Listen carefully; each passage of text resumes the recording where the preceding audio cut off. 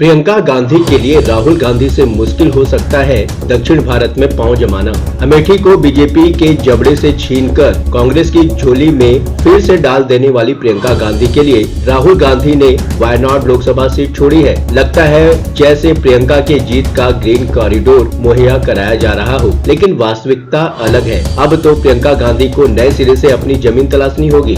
नमस्कार, आप देख रहे हैं न्यूज कॉल 24। मैं हूं आपके साथ सुशील गिरीश। न्यूज कॉल 24 के साथ बने रहने के लिए अभी इस चैनल को सब्सक्राइब करें, फॉलो करें और नोटिफिकेशन में जाकर ऑल का ऑप्शन दबाना बिल्कुल न भूलें। आइए बढ़ते हैं खबरों की तरफ। कुछ सवालों के जवाब बड़े मुश्किल होते हैं। मसलन अमेठी और रायबरेली में कांग्रेस की जीत का श्रेय किसे दिया जा सकता है? राहुल गांधी को, प्रियंका गांधी वाड्रा को, स्मृति ईरानी को या फिर बीजेपी के खराब प्रदर्शन को? असल में ये सारे फैक्टर एक ही तरफ इशारा करते हैं कि सभी का कुछ न कुछ योगदान जरूर है। हर जीत टीम वर्क का नतीजा होती है, जिसमें तात्कालिक परिस्थितियों की भी महत्वपूर्ण भूमिका होती है। अमेठी में स्मृति ईरानी के प्रति लोगों की नाराजगी थी और उत्तर प्रदेश में बीजेपी के खिलाफ माहौल बन गया था और प्रियंका गांधी को आगे करके कांग्रेस ने हालात का फायदा उठाते हुए हर मौके पर हाथ साफ कर दिया। प्रियंका गांधी को कांग्रेस अब केरल के वायनाड से चुनाव लड़ाने जा रही है, क्योंकि राहुल गांधी ने संसद में इस बार रायबरेली का प्रतिनिधित्व करने का फैसला किया है। राहुल गांधी और कांग्रेस के हिसाब से ये फैसला चाहे कितना भी अच्छा क्यों न हो, लेकिन क्या प्रियंका गांधी के लिए भी वैसा ही मामला है? शायद नहीं। पूरे 5 साल की कड़ी मशक्कत के बाद कांग्रेस नेतृत्व ने प्रियंका गांधी को संघर्ष करने के लिए नए मोर्चे पर भेज दिया है। हो सकता है प्रियंका गांधी वायनाड लोकसभा सीट से उपचुनाव जीत भी जाए, लेकिन उसके आगे क्या दक्षिण भारत की राजनीति में वो राहुल गांधी की तरह अपने लिए जगह बना पाएंगी? और इस बात की भी क्या गारंटी है कि राहुल गांधी उत्तर प्रदेश में प्रियंका गांधी की मेहनत की कमाई सहेज कर रखे रहेंगे? प्रियंका के लिए कैसी होगी दक्षिण भारत की सियासत? आइए समझते हैं। प्रियंका गांधी ने उत्तर भारत में ही ज्यादा काम किया है। दक्षिण भारत की राजनीति उनके लिए बिल्कुल नई है। राहुल गांधी का तो पहले से भी उधर काफी आना जाना होता रहा है और वायनाड पहुंचकर तो ऐसे बताने लगे हैं जैसे बचपन भी वहीं बीता हो।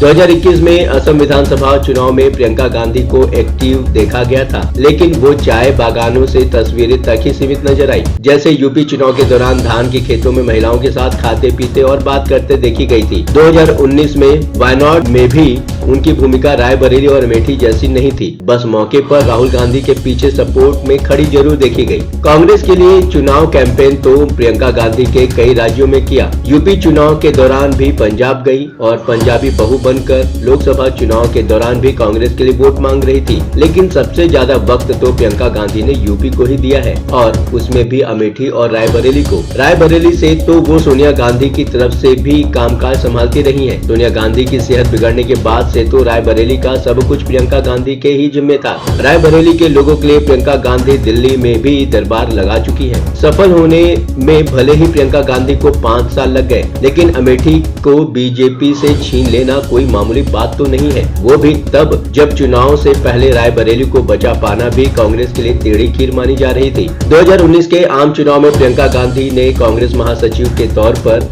औपचारिक रूप से कामकाज संभाला था और तब अमेठी में राहुल गांधी की हार ने भी प्रियंका गांधी की साख पर भी पट्टा लगाया था, क्योंकि वो उनकी निगरानी में हुआ पहला मामला था। 2022 के हिमाचल विधानसभा चुनाव में भी प्रियंका गांधी ने अपने घर से कांग्रेस के कैंपेन की निगरानी की थी। अपने घर को तो प्रियंका गांधी ने शुभ बना लिया, लेकिन अमेठी स्मृति ईरानी के घर पर हार का दाग लगा दिया। ये ठीक है कि यूपी में बीजेपी के पक्ष में माहौल नहीं था, लेकिन अमेठी की जीत भी कोई थाली में सजाकर कांग्रेस को थोड़ी ही मिली है। एक कांग्रेस कार्यकर्ता KL शर्मा को मैदान में उतारकर उनकी जीत सुनिश्चित करना कोई आसान काम तो नहीं था, और प्रियंका गांधी ने खुद को साबित तो किया ही है। रायबरेली की बात करें तो सोनिया गांधी अपनी तरफ से संदेश देती रही और राहुल गांधी भी आते जाते ही रहे। ये तो प्रियंका गांधी हैं जिन्होंने शुरू से आखिर तक डेरा डाले रखा और अपने वादे के मुताबिक जीत कर ही दिल्ली लौटी। क्या राहुल गांधी यूपी संभाल लेंगे? क्या लगता है?